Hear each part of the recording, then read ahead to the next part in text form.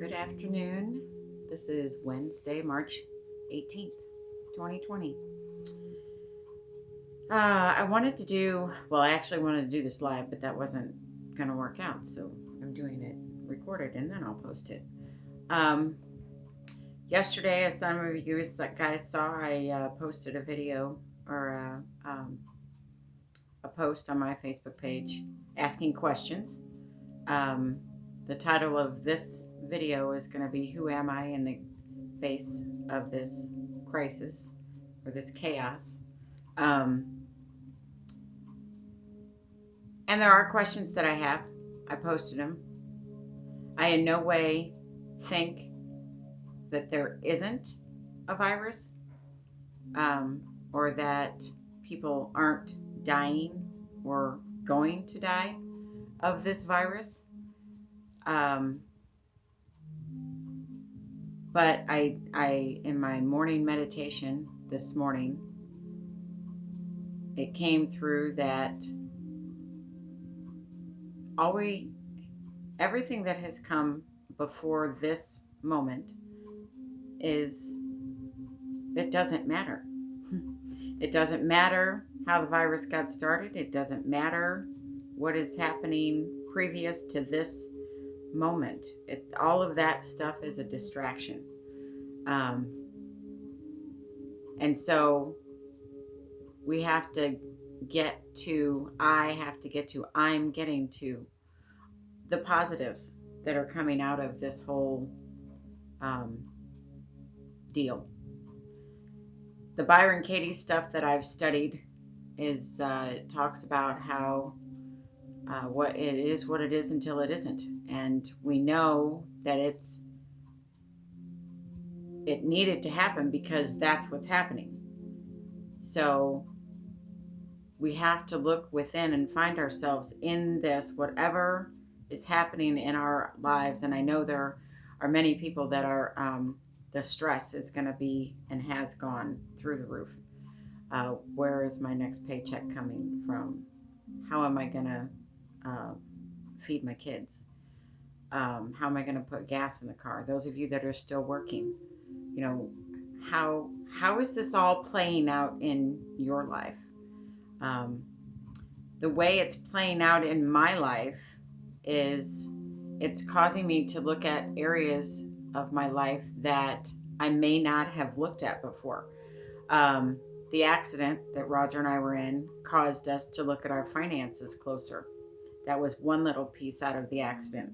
Do we need extra money? Do we need a savings account? Do we need to invest in stocks? Do we, what certain situations happen at certain times in our lives in order to move us in the direction that we need to be moved in. And so this whole coronavirus thing is a forced situation on all of us. None of us would have wanted this to happen. None of us would have said, oh yeah, I want this to happen in March, April, May of 2020. So we have lots of opportunities, and that's what I'm doing with this. After my meditation this morning, I fall prey to all of the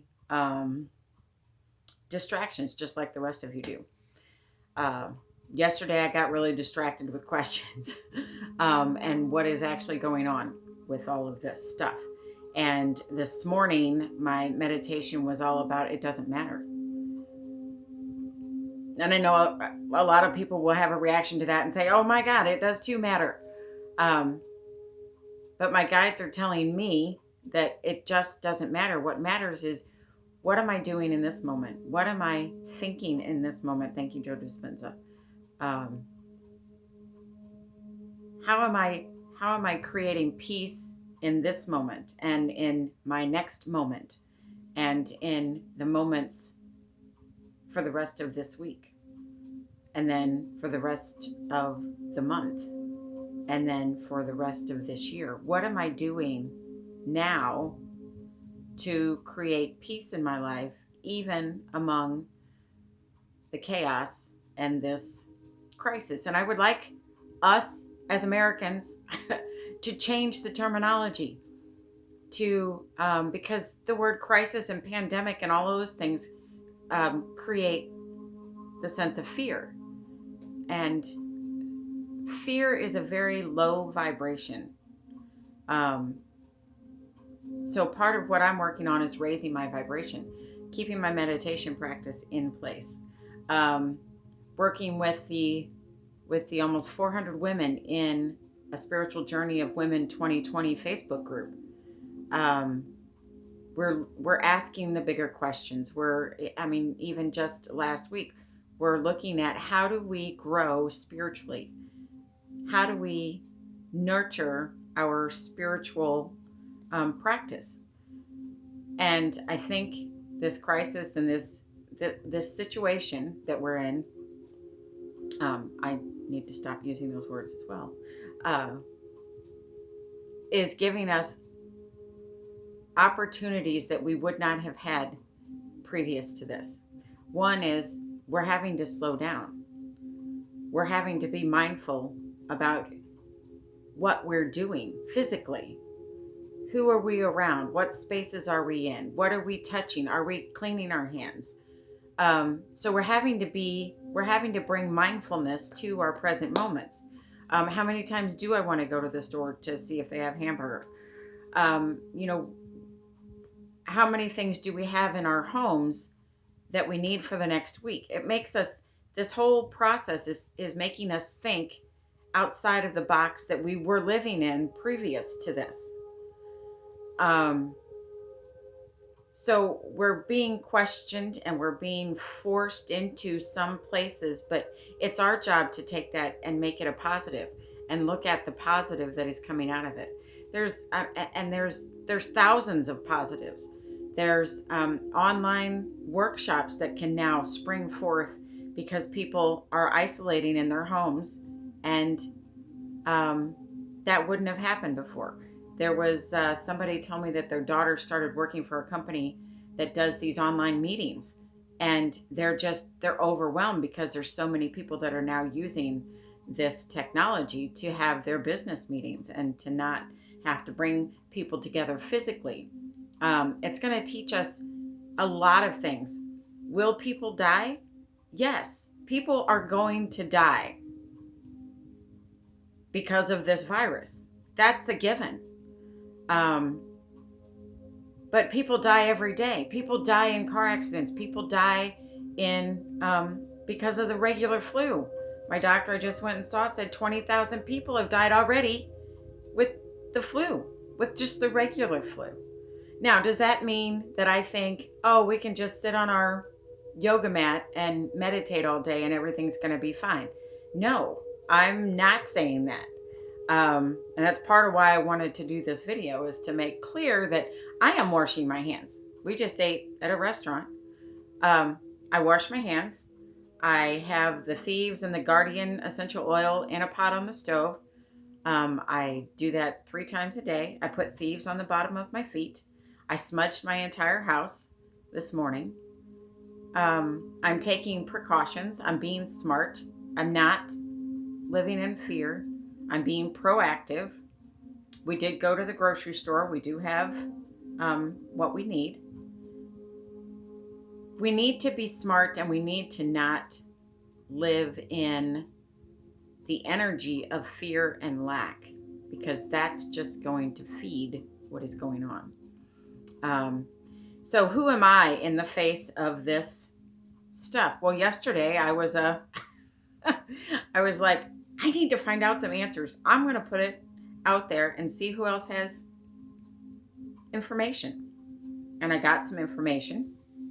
And then I had a meditation session this morning that just was like, okay, back up, breathe.